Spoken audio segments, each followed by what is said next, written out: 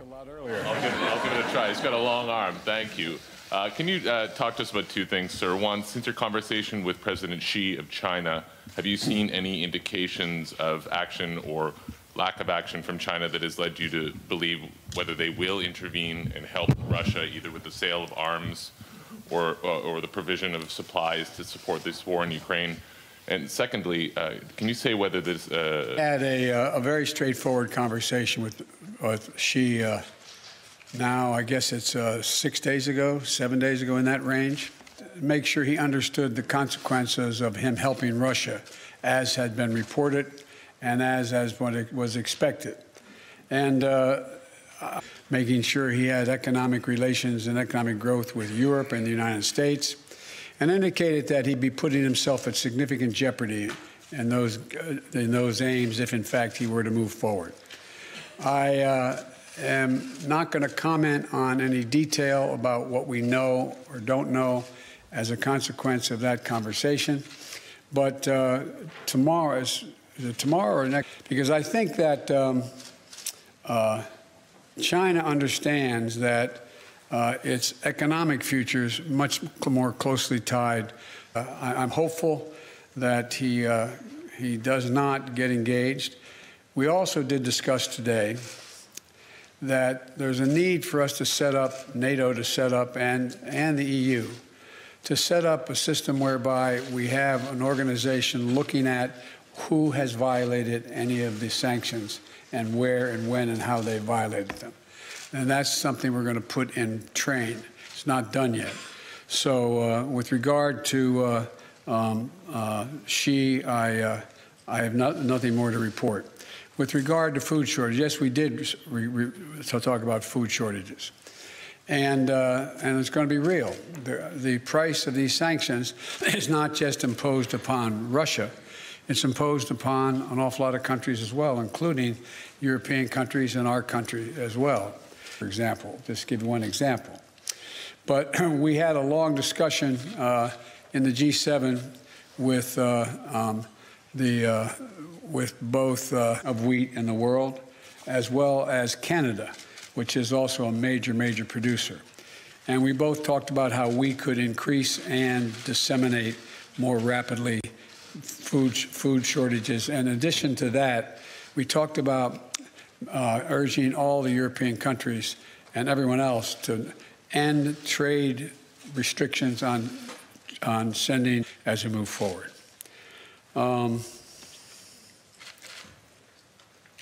Tarina of the Wall Street Journal. Watch out, you don't get hit in the head there now. Mr. President, in your view, does President Zelensky need to cede any Ukrainian territory in order to gain a ceasefire with Russia, or is that completely off the table? And then also, do you think that Russia needs to be removed? That was raised today, and I raised the possibility, if that can't be done, if Indonesia and others do not agree, then we should, in my view, ask to have both Ukraine be able to attend the meetings, as well as, what was the first question? If you think that Ukraine needs to cease, to give up any territory in order to get a ceasefire. That is a total judgment based on Ukraine. Nothing about Ukraine without Ukraine. Discussions, I should say, that have taken place that I have not been part of, including the Ukrainians, and it's their judgment to make. Absolutely, thank you. Sir, you've made it very pressing that so early that you were too quick to rule out direct military intervention in this conflict? No and no. You do not believe that. And to clarify on chemical weapons, if chemical weapons were used in Ukraine, would that trigger a military response from NATO? That you might respond? I don't think so, because I've been to many war zones. I've been in refugee camps. I've been in war zones for the last 15 years, and it's devastating. And but the thing you look at the most is you see these young children. You see children without parents that are in those camps, or in refugees. You see women and husbands, men and women who are completely lost and have no nose. You see the look, that blank look on their face, that absolute feeling of, my God, where am I? What's going to happen to me?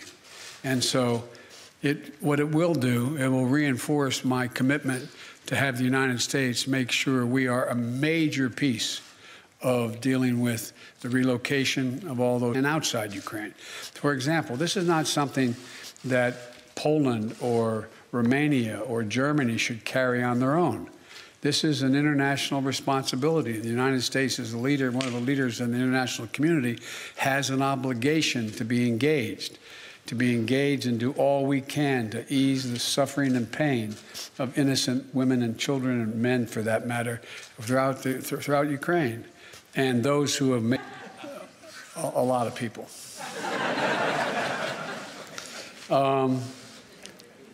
Marcus of Der Spiegel.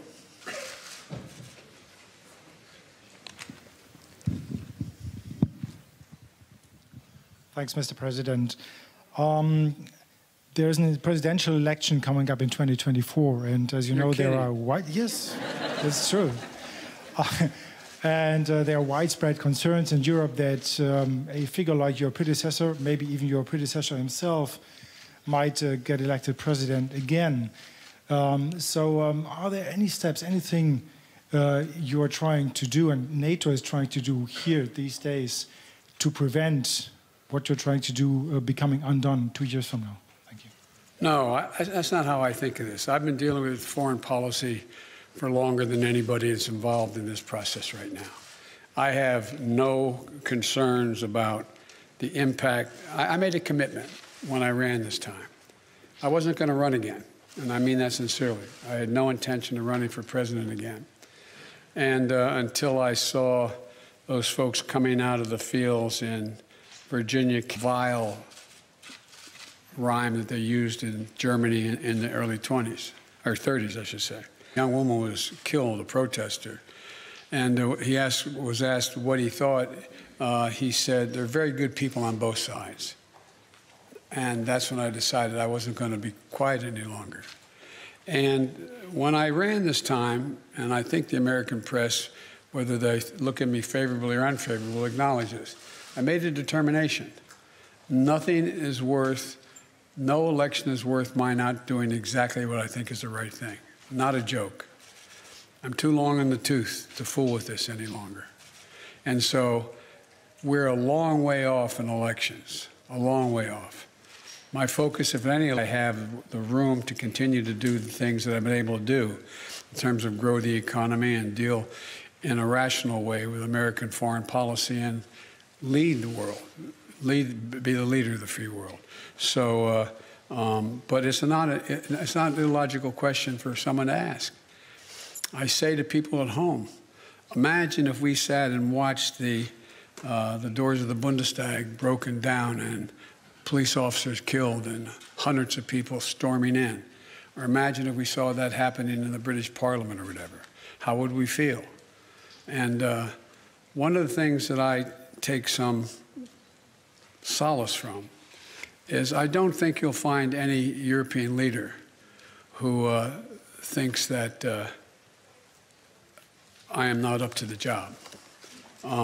And I mean that sincerely. It's not like, whoa, it's that. The point is that when the first G7 meeting I attended, like